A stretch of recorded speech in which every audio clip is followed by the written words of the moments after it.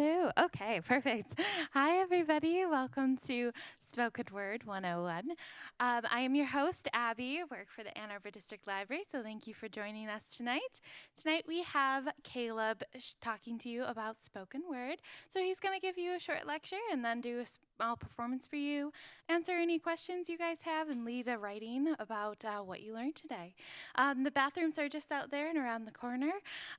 If you have any questions, I'll be sitting right here as well. When it does get to the question Q&A part, if you do have any questions, I'm going to come around with the mic. We just ask that you use the mic so that way anybody on the live stream can hear the questions that you're asking Caleb. So without any further ado, help me welcome Caleb. Hi, y'all. So, hello. I am Caleb, the Negro Artist, Rainey. I'm a spoken word poet, artist, and that's where we're at right now. I have published 2 books. I've released 2 albums. I made a short film, and now I travel the world doing this thing. It has been a passion of mine for over a decade now, and that's why I feel qualified to kind of tell you all what spoken word is and giving you kind of the groundwork. So today, we're looking at understanding what spoken word is. When I say I'm a spoken word artist, you being like, what the heck does that mean? I hopefully can give you that answer. And then understanding how it kind of functions in our world today, giving you a little bit more context, and then we're gonna write our own. So that is pretty much all we've got for today. Let's see, I'm trying to make sure I'm not forgetting anything else about who I am, because I got up here and all of a sudden got very hot. So yes, I think that is the context that I want to give. The big question is, what is spoken word? I love to pose this to the group first. I like to know what we're thinking. There are no right or wrong answers here when we're asking a question that we're speculating together. So who has a guess or an idea of what spoken word is? How would you define it? Right there. Well, I think it's usually poetry rather than prose. Mm-hmm. You know, because the drama poetry,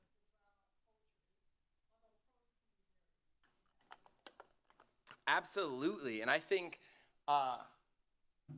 spoken word blends, like, muddies that line almost the most when it comes to what's poetry and what's prose. Because if I read a good short story out loud, that feels a lot like spoken word if it's written a certain way. It can get so tricky.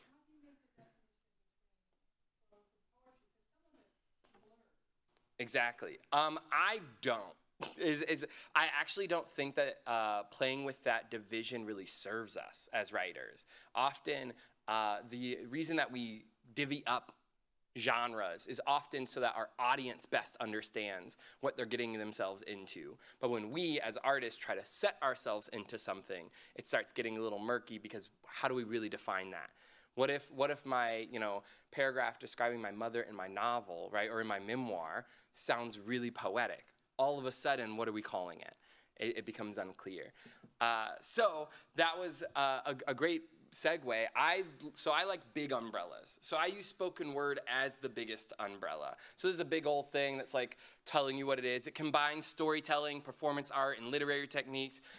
It often tackles social issues. That's a lot of what we know about it today, right? When we think about even just like Amanda Gorman at the inaugural address, right? These kinds of things where they're tackling social, political, and personal issues. And there are no actual rules. And I think that's one of the biggest things I'm always stressing when we're talking to people about spoken word, is what the rules are, and trying to really give permission to the idea that there aren't any. Right? As long as you're being mostly true to yourself and true to the mission of your art, then it's right. So I like to state, like, it's not about being right or good. It's about getting on the stage and sharing your story, thoughts, and feelings. But that being said, I like to name that there are common practices. There are things that you'll see, trends you might see in a performance poet or at a poetry slam or something like that, and you have to go like, what are they doing, right? And it's certain tools that certain types of artists like to pick up more than others. But I do want to name also, When I'm using spoken word, I'm using the big umbrella, meaning we're talking poems, slam poetry, as some might call it, stand-up, monologues, songs. I have a friend of mine who is or was the national slam champion and then went to go get his master's in acting, where he now says that he writes dramatic monologues. And he goes, they're not really different. It's just what I call them. And so it's so interesting to kind of recognize that. So I'm thinking any kind of oral storytelling is what I'm calling spoken word, and it's really loose. Which leads me to this really, really big point. How many of you all have heard of slam poetry or a poetry slam? Yes, often people will use the slam poetry and spoken word interchangeably. And I have to say, it's really not that big a deal, but it is my Frankenstein's monster. Meaning, there is a right way to describe this. So spoken word is our big, big, big umbrella.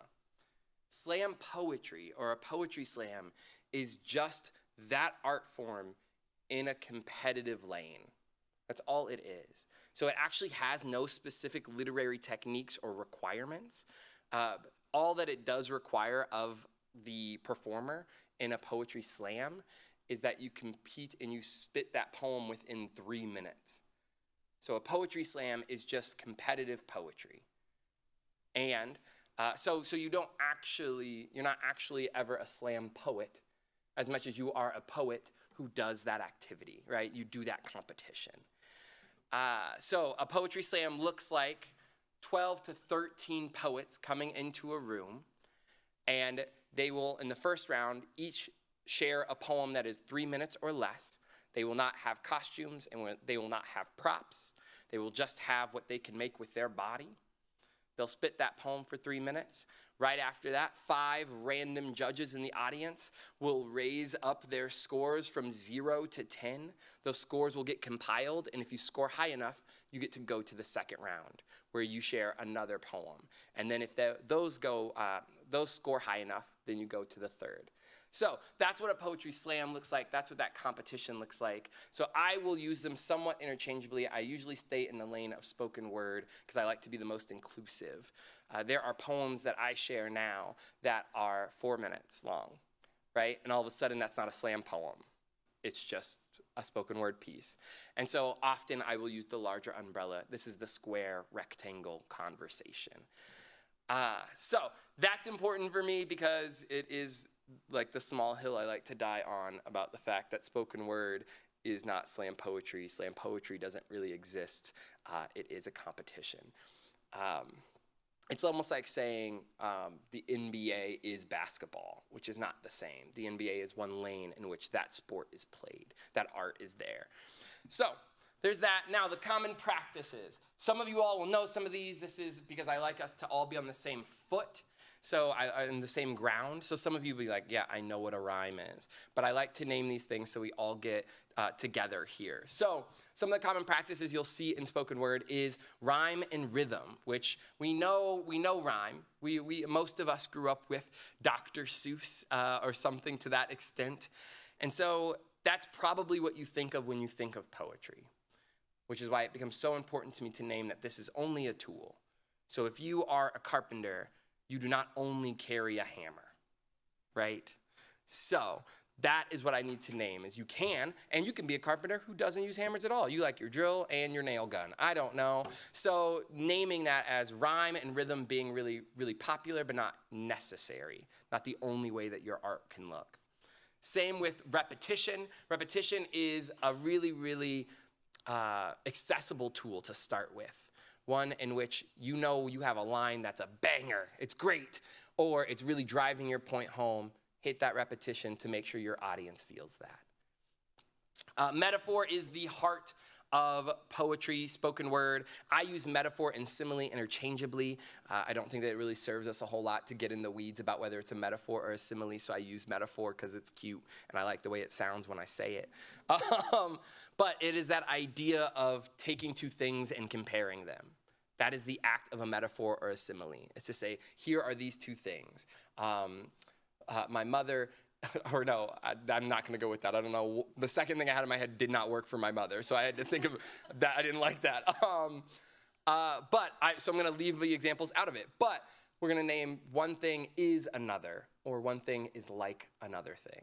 And those are our metaphors, our similes. That is where poetry really, really lives. This is the heart of it. It would be really hard to make an argument that something is a poem if there is not a single metaphor or simile in it. A hard argument, I would not say an impossible one, but that's the heart of it. And if you're ever stuck in what you're writing, you're not sure where to go, or if you're asking yourself, is this piece a poem? Is it poetic enough? You might want to add more metaphors and similes into that. You might want to find one sentence you have and just add the word like at the end of it and see what else you do, right? Similarly, my favorite tool to use is alliteration. Don't doubt the definition is an act of alliteration. It is the repetition of a certain sound or letter. So D's are a fun one. My favorite one is B's. I fell in love with alliteration when I was in 5th grade. And my teacher said, a big bucket of boogers. And I was like, oh my God, that is hilarious. And I live with that for the rest of my life. It is who I am now. And so that hooked me. And that was one of the literary techniques I picked up right away. And now I sprinkle it into almost every poem I have because it excites me so much. Double entendre. I have this example here, as you see, that says, okay, everyone think dirty thoughts. This is an example of a double entendre that is used in the movie Finding Nemo.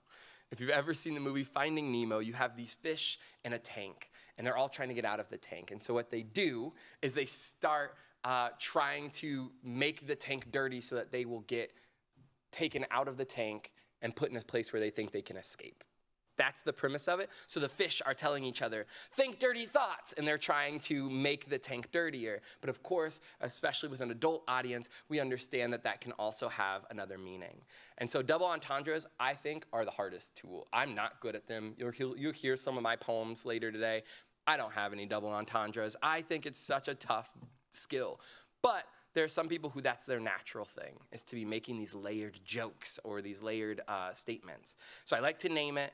I want to also name my shortcomings. I'm up in front of you telling you, like, I do this for a living, but that does not mean I do all of this perfectly. These tools are tougher, and you'll be called to some more than others. Pick up the tools that feel most comfortable in your hand. And then lastly is an onomatopoeia. That is sounds. That is something you're going to see in spoken word a lot, is the act and the incorporation of a true sound. Not just a word, but words that sound like something. That's why I have bing, bang, and boom, right? Those are all sounds. Those aren't real words besides to denote something has happened. And so those are a great one, especially when you're thinking about performance. If you're thinking about getting on the stage, add sound. One, they're accessible. In no way do you lose someone in your vocabulary if you're going to add sound, because we all experience those things. And then two, it can be really sensory. It can feel less like I'm deciphering a poem and more like I'm in that moment with you, right? If I'm going to talk about walking across a busy street and I could make a really good car sound, I cannot. But if I added that to the poem, all of a sudden we're in that moment, right? And all of a sudden I feel more embodied in that poem. So those are common practices. I name all of those so that when we get to writing later today, you can start trying to go, all right, I've written my basic ideas. Now, did I use each one of these? And challenge yourself to try to use each one of these techniques and then go, all right, how do I feel about this poem? Is it a banger? Is it the best poem I've ever written? Who knows? But we'll try. So our first example is, and actually, I'm going to go back. I don't want you guys to look at that yet. Because I would like to give you an example of what I'm talking about.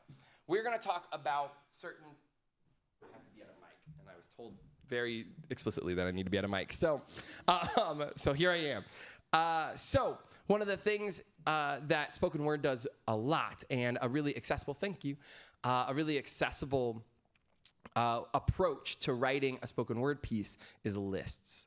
We love lists. Now, it's not only accessible as a writer, but it's really accessible to your audience. Because one of the coolest things about spoken word is that it's live art. It's happening right here, right now. But one of the trickiest things about it is if I give you a really dense poem right now, you might not be able to walk away with remembering any of it. You might remember how it made you feel, but it might be really hard for you to have digested all that was there. So one of the ways that we as a performance artist and as a collective, we make it easier is by adding lists. Lists function as benchmarks for people, checkpoints for people to come back in and go, all right, I'm with you again. Whew, I know where we are, right? If I tell you there are 5 things that are going to happen and I get to number 2, you know where we are in the list. And you are more likely as an audience member to get back in the truck with us and go along with wherever we're going. And so I want to give an example of what a list poem might look like. This poem I'm going to share with you all is a poem that I adore. I usually perform it at the end of my set. So whenever I do this workshop, it's so interesting because I start with it because I think it's so accessible. But it started in a workshop, and it started at a time where I was speaking with students, like young people, and we were venting about the people that we hate the most. That is where it was a space where we could tell off whoever had annoyed us the most. This went from like ranging anywhere from, the other kids who walked slow in the hallway to like your biggest traumas at home, right? It could have been anywhere there. You pick a person or a type of person, a group of people that you absolutely just cannot stand. And then the question was like, what do you need to tell them? If you could talk to them without any consequences, what would you say? And I knew exactly who I was going to talk to. That was an easy sell for me.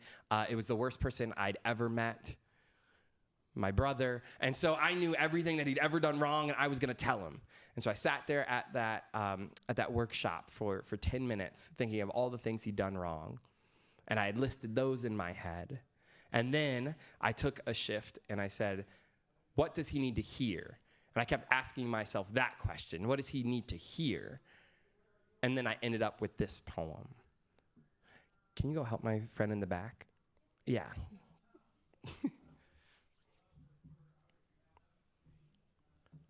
What you need to hear. 1, you matter. I know some days you feel like a spider, a lone weaver sewing life together on your own, and some days you only catch crap. Or worse, nothing. So you go to bed wondering if your web is meant to be a coffin, if you're even meant to be a spider, but I need to tell you, wait. Wait until the morning dew. Wait until you see sunlight reflect off bulbs of water on strands you didn't even know were there. Those are the strands that connect us, that connect you to me. They're what holds us all together. We need them. We need you. So every night, look at your web and await the sunlight. 2, you have power. I know everything tells you you don't. The media, the police, the bosses, the teacher, the mirror, they say you can't control anything. Say that the history haunting you or the system shackled around your ankles or the trauma noose tight around your neck should direct your every step. But I need to tell you, wait. They're wrong. You can make each moment a rebellion, and I dare you dance or you laugh at every chance. Trust in advance, smile at first glance. You can lift the weight of oppression by choosing connection. Thwart trauma with truth-telling, shatter systems with sincerity. You can change the world. You simply have to fight. 3, we matter. Trade your mirror in for a window and see the beauty we all have to offer. 4, you are not finished. Who you are now is not who you will be. You are growing in God's garden among us, and in time, we all bloom. In time, we all bloom. And soon, you will bloom brave. Petals soft and passionate colors, vibrant. You will be so spectacular, even God stops to smell. 5, I love you. I love you. I love you. I love you. I love you. you. Thank you. That's that piece.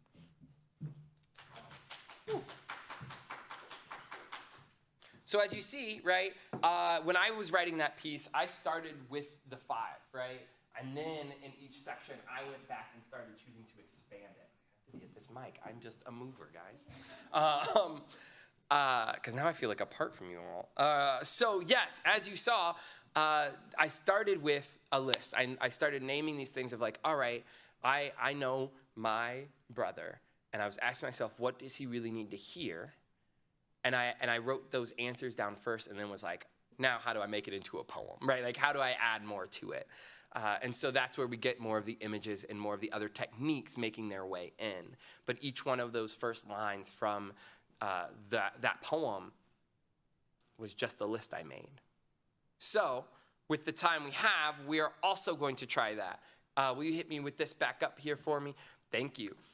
So I'm going to ask you all to get out some paper and a writing utensil or whatever it is that you use to create, and we are going to write lists. So the prompt is pick a person you absolutely love or hate and write a list of things they need to hear. And I went with the loving approach. You all do not have to do that, right? If you have some grievances to air, you can air them in this space. So I like to think about, or the tip is to generate a list without worrying about the order first. So similar to what I did is I made all of that list and then decided that I wanted to end with I love you, but it took me a moment to decide that. And then, so my guess is always get all the ideas down. Generating a list is so that you can free yourself of whether it is right or not. We're just writing a list. When you write down your grocery list, you are not hounding yourself on making sure everything is spelled right, in order, and all of that. You're making sure that you don't forget anything. You're making sure you're searching your mind and throwing it all on the page. What do I need at the grocery store? This is, what do I need to tell this person? And so we'll do that, and we are only going to write for a little bit. This is a space where we're just generating to get our pencils moving, our minds moving, and trying out different techniques and different approaches to writing a poem. So I'm looking at our time, and I'm thinking I'm going to give us about 10 minutes to just start writing a list of things. And the moment you think that you have your list completed, start looking at how you can expand it. So if you have first those simple points, I want to tell you, you messed up here. I'm mad at you about this. I love you for this, right? You're the best because of this. And then go back to each one and see how you can expand them. How can you give us more to feel from those techniques we talked about? Yes? Are you saying that we do the list and then we go back and we do put some alliteration? Mm-hmm. Metaphor in there and Absolutely. Yes. Start with the list. And then go back and see if you can use those techniques. Thank you.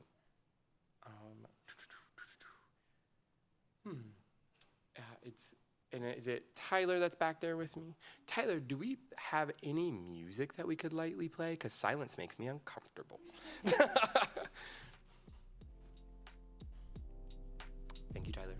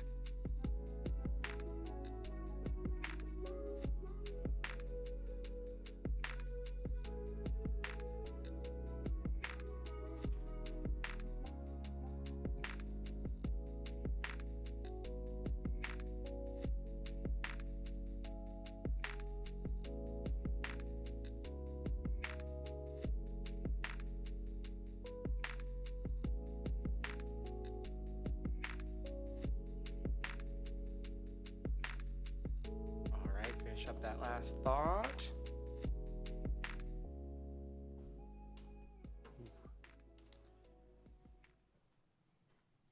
Thank you, Tyler. All right. Thumbs up, down, in the middle. How did we feel about that? And I do respect thumbs down. You can be like, that was bogus. And I would be like, I get it. Sweet. Okay. So we're going to have a small group today, which is fun. Would anyone like to kind of share what they wrote or what they were thinking about, like the process? Tell me how that was for you. Is anyone willing to share?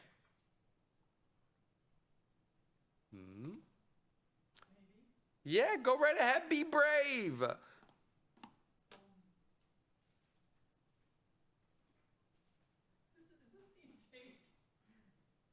It is not being taped. I believe it is live stream. Those are two different things in my understanding of the world. So someone on the internet can see it currently at this moment, but not for the rest of your life, I think. I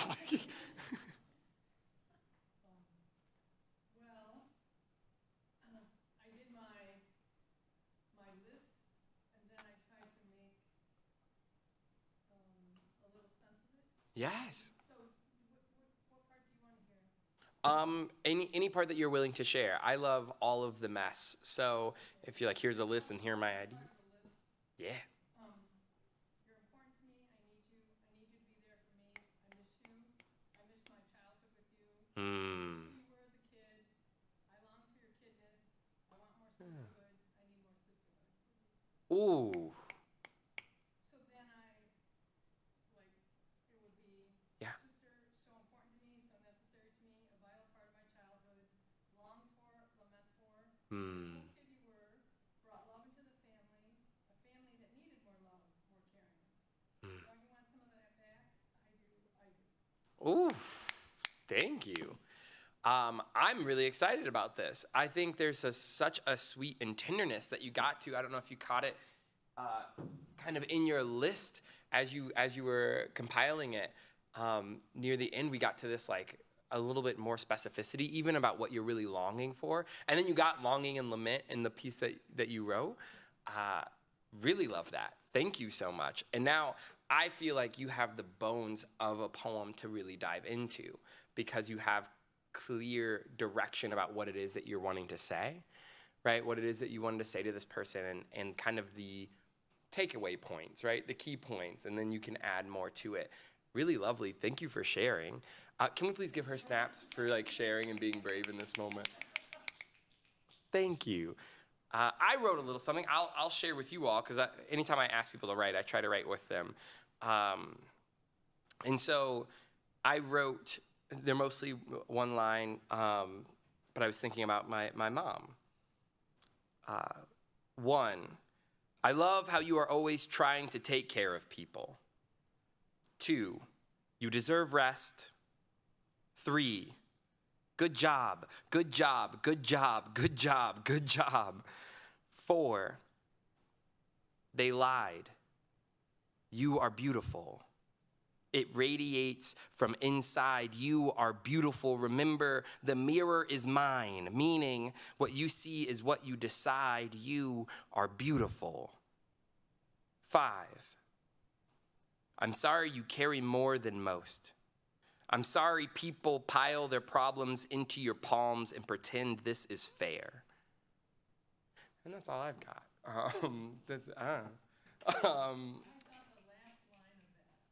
You like the whole poem. Yes. The whole poem on that last line. Yes. And I don't know if you caught it. I played with some alliteration there. I was trying to dig into one of those tools. Yes. So that's one way to start. And I always name that as, especially when you're stuck as a writer, this is your most like accessible tool, is to start with relieving yourself of the expectations of what a poem's supposed to look like and giving yourself a space of asking yourself a hard question, listing every answer you could think of. The next thing I want to share about a spoken word technique is, oh, this is cute, I didn't know that was in there, is persona work or personification, right? It is taking on a personality of something else. especially or particularly something that is an object, not a being, not another living thing, is where we're adding that personification and then taking on its persona. And so that is often a way that you can really jump into a poem, because it can sometimes feel like writing about myself from my perspective can get really muddled, really tricky, or we might have some triggers and experiences that make it hard for us to access our own experiences directly. It sometimes is hard to say, I went through this thing. I experienced this. I was there. And so a persona poem or a personification can help you access a story, but from a different angle, and sometimes help you access that easier. And I wrote a piece here, and it is also a letter. So I'm naming two techniques in this particular poem. One is personification or a persona poem, and the second is a letter. And a letter is some of the best poems you've ever heard came from someone writing a letter to someone else first. Is going, I had these things to say, and I told myself this wasn't a poem, it was just a directive to someone. And so this piece is a letter from Red Kool-Aid.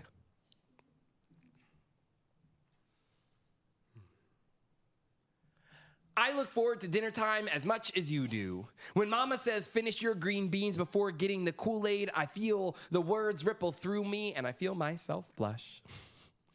I become your biggest cheerleader, sitting on the sidelines hoping you'll eat those veggies with the record-breaking speed you play tag with, just so we can have our time together. I know you love our after-meal time too. Me in your clear plastic cup, your small black fingers wrap so tight around me. This is what love looks like. Black and red, so young and so sweet. I haven't seen you around lately. I've been telling myself you're coming back soon, but it's been a week now and I'm starting to get nervous. I heard Mama say your shirt was stained red last week. Said it's the kind of red that doesn't come out. At first, I thought she was talking about me. And for the record, I'm sorry if I ever spilled on you. I promise it was never on purpose. But now, I'm starting to worry that you found something else to stain your white shirts, or it found you. I can't hear very well these days. There's always someone crying. Sometimes it's Mama. I wonder why you don't offer me to them. I always used to brighten your days. The fridge is getting crowded with meals Mama didn't make. And I keep waiting for you to take me off this shelf so I can feel that joy stirring inside of me again. I wonder if you've forgotten about me and the laughs we've had. Like, remember that time you had a red mustache? I have this uneasy feeling settling inside of me. I always knew there was going to be a separation, that I'd lose you. Time is funny that way. But I thought I had more time. I thought we had more time. Thank you. So, as you see in that piece, right, is I'm tackling both things. We've got me pretending to be Red Kool-Aid and writing to this little black boy kind of this love letter. And then at the same time, we have another narrative happening outside of this poem, in which this black boy isn't to be found. And that is what Red Kool-Aid is looking for. So what we're going to try to do is also tackle a little bit of that.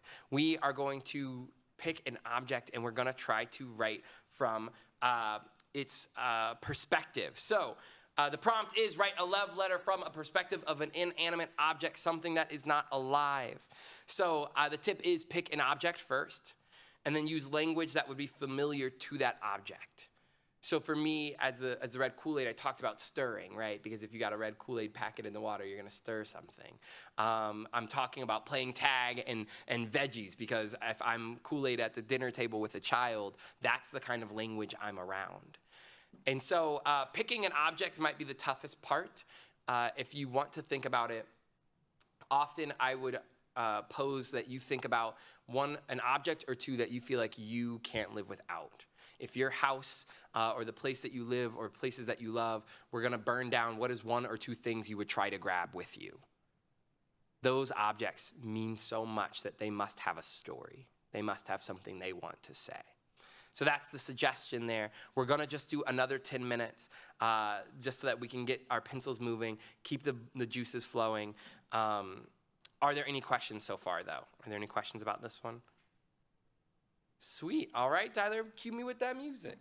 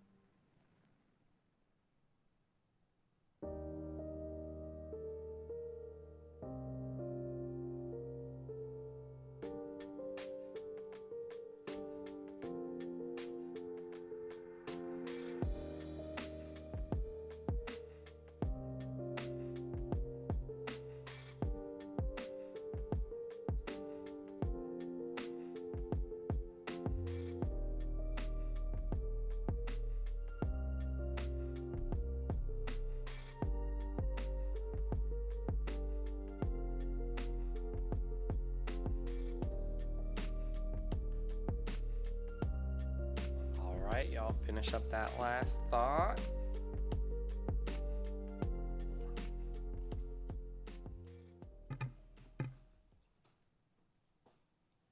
Oof.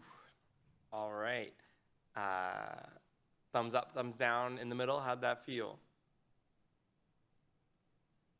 This one was harder for me. I did not like it today. It was not kind to me. I tried my best. I sure did. But it was tough. Do I have any brave souls who are willing to share what they wrote? Bet. Then what we're going to do is I would love to know at least what object you picked. We'll go around and share just the object that you pick. I'm going to start with you. So I had a process of just thinking about Ooh. the object, but what I picked, I don't quite know the name in English. It's like, you know, like a banana tree. Yeah. It has the bunch of bananas. Right? Yes. So that thing, that's what I was thinking. Ooh, But I don't know interesting. if you know the particular name in Spanish. Do It's not. racimo.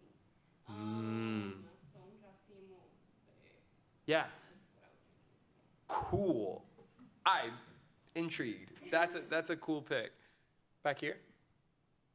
I did a hairbrush. Yes. And I don't mind reading mine, but I don't want to hog the time, you know. Oh, we got time. First of all, they're a little scared. So you're being a brave leader here, a trendsetter. But also we have time if they feel inspired by you. We'll definitely have time for them to share too. So would you like to share what you got? Oh, sure.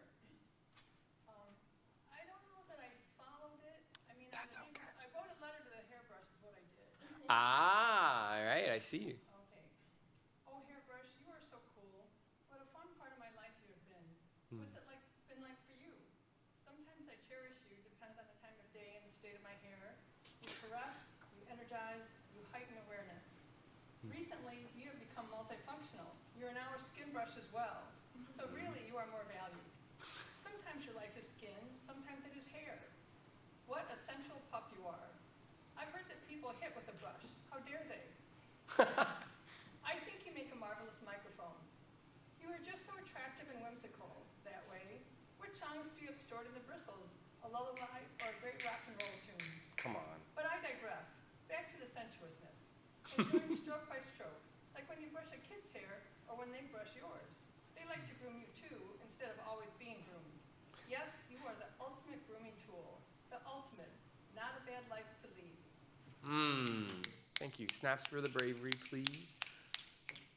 Thank you. I love the line that stuck with me the most is what songs do you have in your bristles? That is such a good line. But I love when you dive into the different uses of this singular object. It created life in that piece of object. That hairbrush had a life. So I don't know if that's what the task was. There is no right or wrong ever. If you were inspired to write something, so to me that's always a win. If you wanted to flip that, and if you're asking like how to do this prompt, I guess, then I would say you've written now to the hairbrush. Now, what would you think the hairbrush would say back to you? That would be the prompt. What does the hairbrush respond to? Now that you've asked it all these questions, and I love that was kind of how you engaged with the hairbrush is by asking the questions about it, because you've really posed yourself and set yourself up for, all right, now what does the hairbrush say back? Like, I actually love being a microphone, but I hate being in hair. Like, I always wanted to be a rock star. Like, what does the hairbrush say? That would be the next part of this, like, prompt. Yeah, but well done. I didn't quite, I kind of like what I wrote, but I don't think I did what the goal was. No, I think you did exactly at least half of it, which is that you wrote a letter that was clearly a letter to something, and I think it dove you into a really cool direction. And I think we all I at least felt it, understood it. It would be a piece that I'd walk away from appreciating my hairbrush a little bit more. So I like the piece. I don't want you to get stuck on whether it was right, or whether you did it right, because I think you dove into it, and that is what you came out with. Right up here. A blanket, well, blankie. Oh, like a specific blanket. Gotcha. Okay, your blankie? Yes. Nice. Very cute. Okay, right here? I wrote about poem Yes. about like conversations boiling over and chaos ensuing. So spaghetti. I love that. Yes, spaghetti has a personality. Now I need to know, does your spaghetti have an accent? I can't do it. If you ask like my cousin to describe it, any of my cousins, Then it does. yeah, it would be like a really deep Italian Chicago accent. Yeah. Ah, that's fun. I also like the story spaghetti could tell, right? Like the things that it's heard. A little wild. All right, cool. What about over here? Not today. Not today. But, it was fun to write. That's fair. Thank you. What do you got? I think we need to go eat because I wrote about from the perspective of cutlery. We are hungry, okay. So the cutlery at us, is it a certain set of cutlery or just in general like this fork? It is the cutlery at a family dinner. Let's go. Oh, I'm interested in that. Fun. Yes, also, okay, my question, or if you dive into this ever anymore, is I am curious what cutlery's favorite meals are. That seems so interesting to me. Like what would, the fork's like, I look forward to meatloaf. I don't know. Seems interesting. And then back there, what did you write about? So I actually wrote about a very specific orange teapot, and I have a picture of it. Oh my gosh, I can see it. Or like I didn't write about it, but Yeah. like this is what I want to write about. Yeah. The reason being like my dad loves like these whatever it's called, like crockery, or I don't know what it's called, whatever it's called. That specific thing? Yeah. Like he just has like a lot of like glass stuff. Oh, cool. And like I picked this up from him, like I brought it with me. I was like, oh, I really like this. I'm taking it with me. And then it sat in my apartment forever. I have not used it for years. But then last week I had a friend visiting who brought me tea from China. And so I have been using it in the last 1 week. Yes. And so it's like the theme is going to be something about like these objects, like telling me what they represent and like what is the love that they're bringing to me. Yes. And I actually did write about it yesterday, but I want to take the challenge and like write something from it. From that Like, perspective. change the voice, basically. Yeah, the switch. And sometimes you'll end up finding something really fascinating from that perspective change. Or it just gives us like, it makes that teapot or that a little more like endearing. Like as an audience, we like love it too. Because it's like, well, it loves me. Like it can sometimes help in that way. Perfect object. That sounds like it's got a lot to give you. But I did go down the rabbit hole. I was like, oh, I don't know what to write about. So I went on Instagram and I was like, I'm sure I'll see an object here that I want to write about. Scrolling.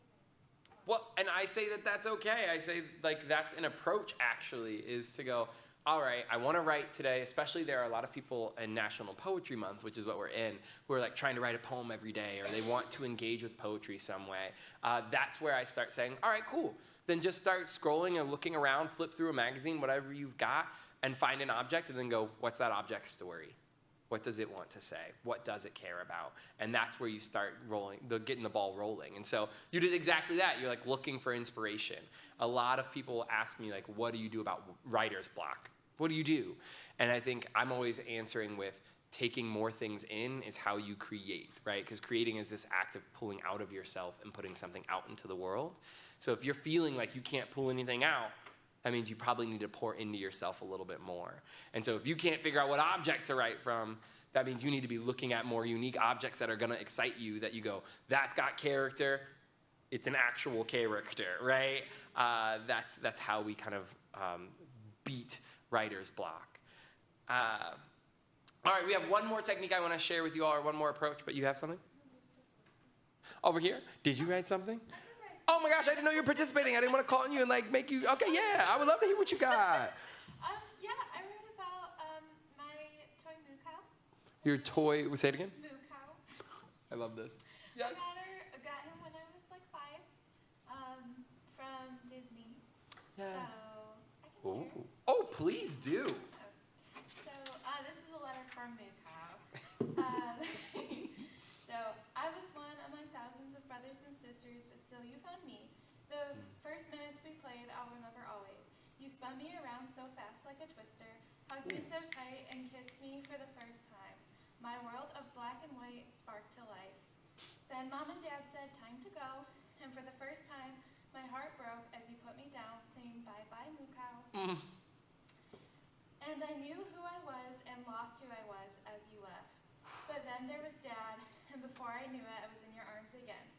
Now here I sit, old and gray. Here I sit because we no longer play. But I'm glad you won't let me go because I love you more than you know. Ooh, okay. I love the metaphor, the simile of like a twister spinning around like that, because also. He was actually a toy they were selling because the movie Twister just came out.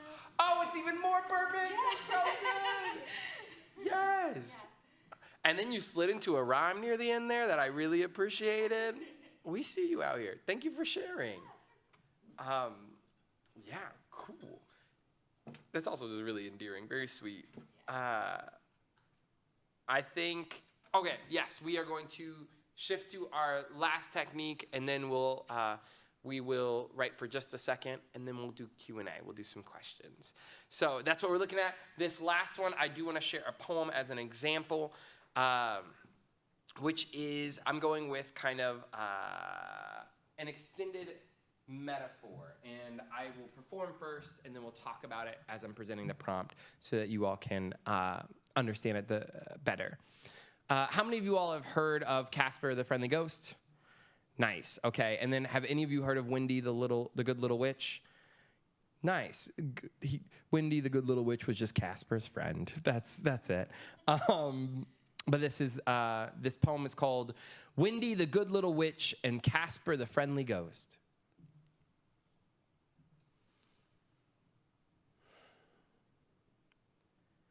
Wendy loves the idea of empty, loves surrendering to space, looks in the mirror and tries to look through, sucks in her tummy and attempt to be transparent, hugs the toilet to rid herself of all of this. Matter of fact, she sees Casper as a champion, both there and gone, invisible and felt. I keep falling in love with Wendy. A woman with all this magic inside of her. She feels big to me, big like the sun, casting out all the shadows in summertime, big like a library, full of stories that conjure up compassion, big like the dinner table.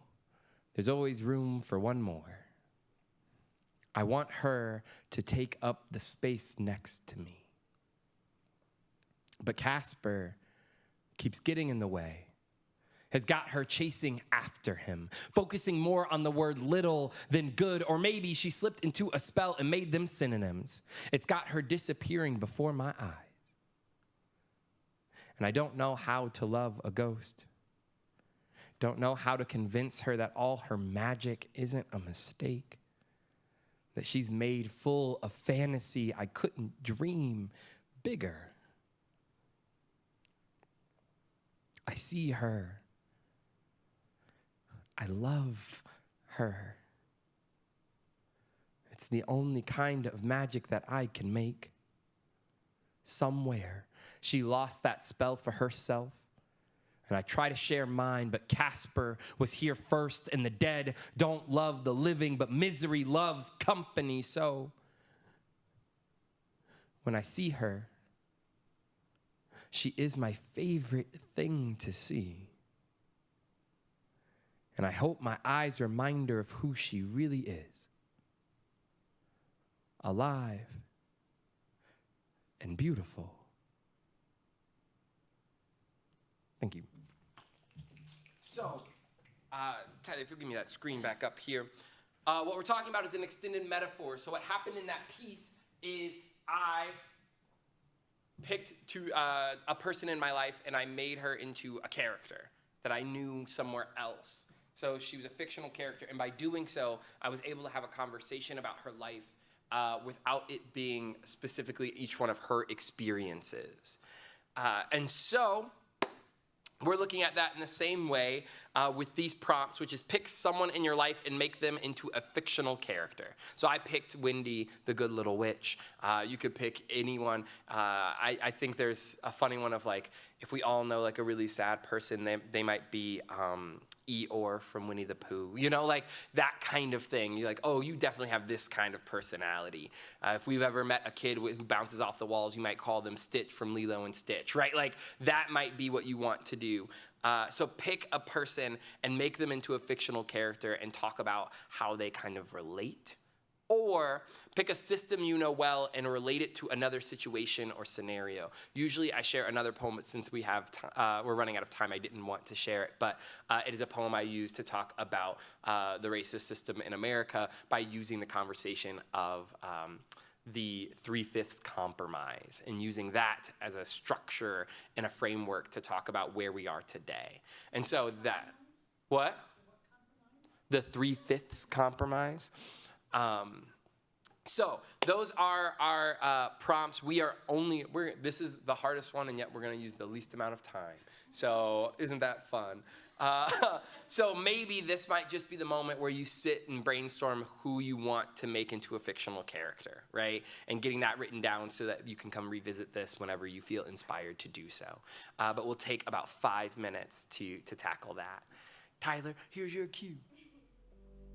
Thank you, my friend.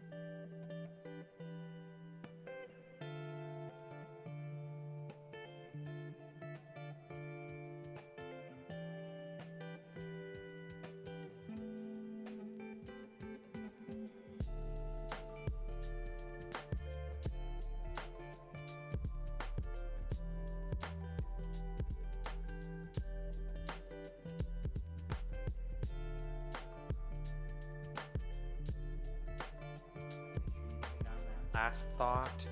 I know that was not very much time at all, but I hope the idea was there. I got my idea down, but I was like, it's not where I want it to be, but at least I got something, and now I'm gonna revisit it. For the sake of time, what I'm gonna do is, one, make a short announcement. So if you're interested in hearing more of my work, you want to know what I'm doing, I'm based in Grand Rapids, so I'm here today just as a visitor. But you can follow me on social media at _Negro Artist, my stage name.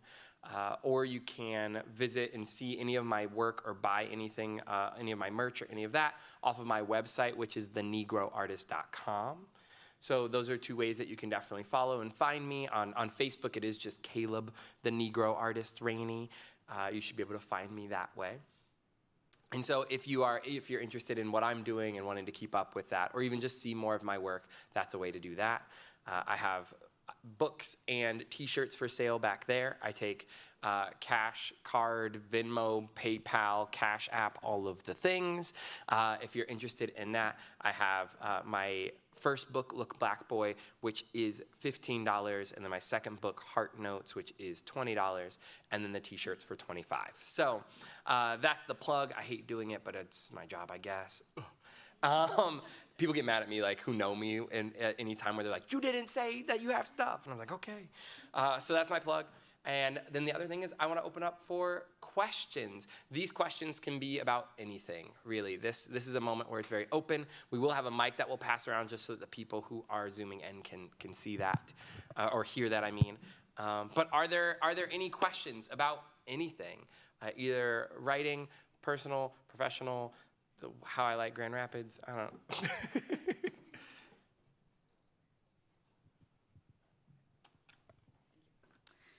Hi. Hello. Thank you so much. I have no experience performing spoken word, but it's fascinating.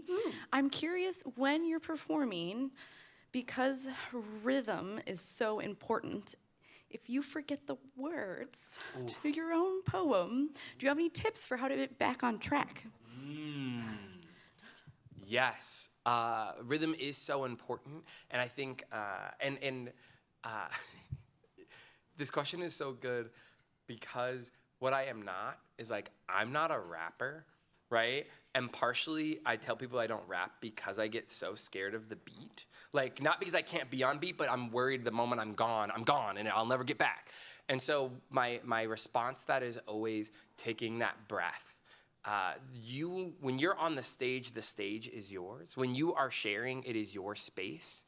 Often we feel so much like a visitor that we get in our head and we're freaking out because we're a visitor in this space. But really, when you're behind the mic or when you're sharing your work, it is your time.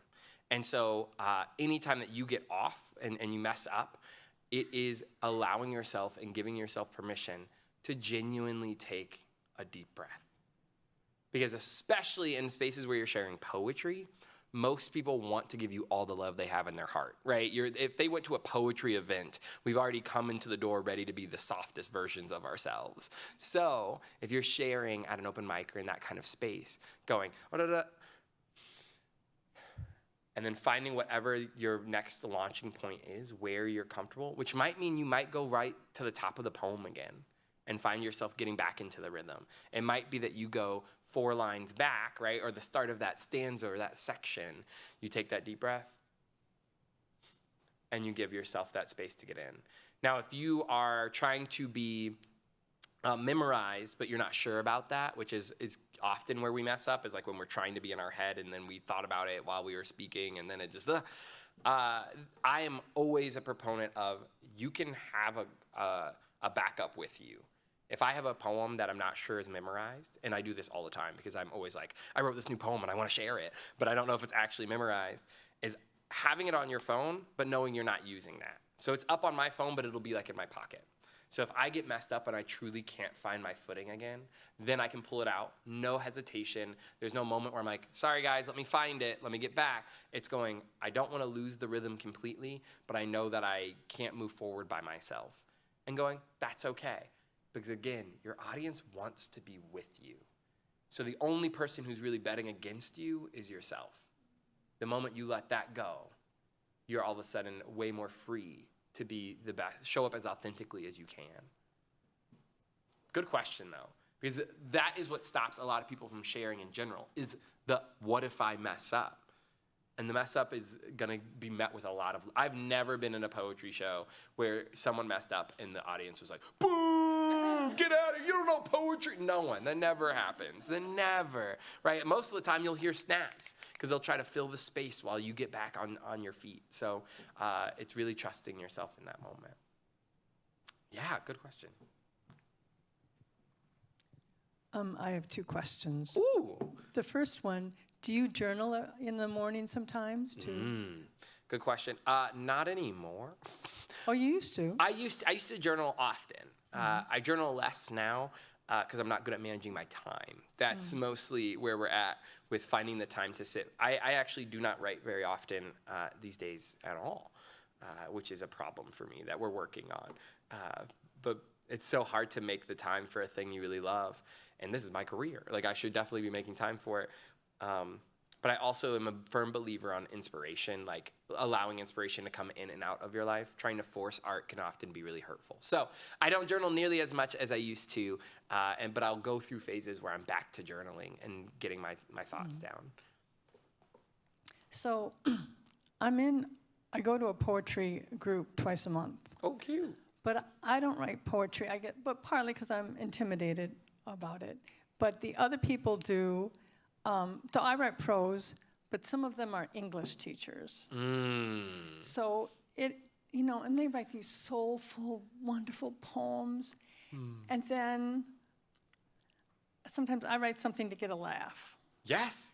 And they often do, and so then I'm happy. But every once in a while, it gets kind of hard. They write these soulful things, and so it's a little, tough sometimes when I'm sharing. I feel like I can write okay, but they are great writers. And it's kind of hard to be in a group where they're all wonderful, and I'm okay. And I've talked to the director about it, and he said, you're comparing yourself to people who have been writing for years, and they're very good, and you just got to practice more. But sometimes it's like, watching your own ego, like, yay for them. It's because you got to because you don't want to get in a down space, because that hurts your writing, I think. Absolutely. So. I think what I'm hearing is like you're actually putting yourself in a space of like shaming yourself, right? Of going like, I'm not as good as them. Right? And shamed brains don't learn. So I would challenge you to think of these spaces where, if you're ever in a space where you think all these other writers are so phenomenal, right? Is that then you go, oh, cool, then I have a front row seat to this lesson today. Because my favorite thing to do is to go to a poetry show and find the best poets and think about what parts of what they're doing can I steal, right? Like, what are they teaching me, right? If I'm feeling moved by that, that means I'm learning that they are doing something, right? They're using a technique or an approach that really is working for me. I can do that, right? I used the metaphor of carpenters earlier, right? If we're looking at all of these poets and they're like, they are making the most beautiful furniture and shelves and like everything's gorgeous, and then you have a chance to sit there and watch them make it, then figure out you use that drill bit? That's what you're using? That's what made that? Okay, I'm using that in my next poem, right? That's not really stealing, right? We're not talking about plagiarism. Please do not steal anyone else's poems. But we are talking about taking tools and materials and using them for yourselves to craft your story and your work. And so I would say there are writers who wish that they were around other writers that they thought were good, that they wish they could be learning from people that they would call masters. And you are in the group twice a month meeting with them. You should be milking everything you can out of that. But what we're doing right now, what I'm hearing from you is, we're right now sitting in the space of going, but I'm not there, and we're not learning anything. I remember one time Diane had this beautiful poetry everybody loves, and then it was my turn, like, well, I want to read, but do I have to go after Diane? And then, so Diane says, oh, just read it. Like, okay. Fine. Well, and I think there is something to be said about making yourself just read it, because that's the part where you're going to watch what they did and it's really, really amazing in our opinion. Then you have your piece that you feel like maybe isn't there, but the act of sharing it and the act of like championing your own work is a practice that will help it grow, help your own work grow. So even when you know it's not the best, and even if you know, Diane's piece was just blowing everything out of the water, we're all sobbing, we're in tears, we're in a puddle right now, and then I'm gonna maybe share a funny prose, and you might be like, this doesn't feel the same, but each one of those acts is also an act for yourself, right? To go, my work still deserves to grow, and I need to give it the room to. I guess this is my last comment about that. For sure. I guess with all the things you do in your life, you don't have to be terrific at everything. Very true. Yes. I agree. Well, and I also, you don't have to be the best at the thing you love. I do not think that I am the best poet in the world, but I do care about it and dive into it enough to, one, make a living out of it, but two, be satisfied with my relationship to this craft, right? And I'm not reaching for perfection, and I'm not reaching to be the best. I'm reaching to be my best and to let myself grow as much as I can in the time I got here. And I think that's the thing we've got to remind ourselves. Yeah. How do you find places or magazines or whatever to submit poetry to? Whoa. So there are several approaches to this. One is just the dive into a Google search hell. There is that as an answer. But what I usually suggest is you should be submitting to the places you're reading from. So if you want to be submitting poetry, you should be looking for journals that you like their poetry, because that poetry is probably similar to your poetry, right? Because we write like who we are modeled after, who we like often. So if you're liking these poems from this literary mag, right? Then all of a sudden you go, well, I'm writing poems that I think they fit that vibe. Let me submit there. And that's the best way, I think. That's the most successful way. You can submit to just the places you know, or anyone throws something at you. But similar to the writing situation, it's taking in so that you can put out. So you should be looking for small literary magazines in town first, because those are often going to be more accessible for everyone around. And that might be your best bet. Finding those kind of things, or identity groups, if you have an identity that you hold and that you kind of somewhat write about, those can often have literary magazines that are a little bit more accessible for that identity. So, yeah. Mm-hmm. I guess my follow-up question would be like, how am I filtering like good and bad? I have no feel for like where to submit anything, and whether it's just like a sham website or a real magazine or stuff like that. Yes. One of the ways that you can do that is to look up their previous publications. And if you're feeling oh so bold, to reach out to someone who's already been published in there. Most places that are publishing will tell you and want to tote other people that they've published, right? That's how they're expressing their credibility. Check their references, right? That's the thing, or at the very least, they say they printed from this poet. You go find that poet online and see if that piece really exists or that poet is real, right? That's a way to check its credibility, is that way. Because yeah, you don't want to just be giving your money off to anything. There are also oftentimes you can put up like this literary magazine, and you could look up public reviews, something like that, and you can hear some people have websites and places dedicated to talking about this literary magazine is great, but not for new writers, right? And they'll tell you that information. Or they'll say the opposite, which is like, this is really good, and they really want new and amateur and up-and-coming writers, and this is a great one to start off with. And you can find that kind of list out there. All right, I think we're just about out of time now. Or 8 minutes overtime, but that's okay. I hope you guys had so much fun today. I enjoyed. Thank you so much, Caleb, for coming out thank you. to the Ann Arbor Library. Let's all give a round of applause or snaps. I don't know, whatever you want. I'll take them all. Thank you so much for coming. Yes, thank you. I'll be back there just in case you guys wanted a book or a t-shirt.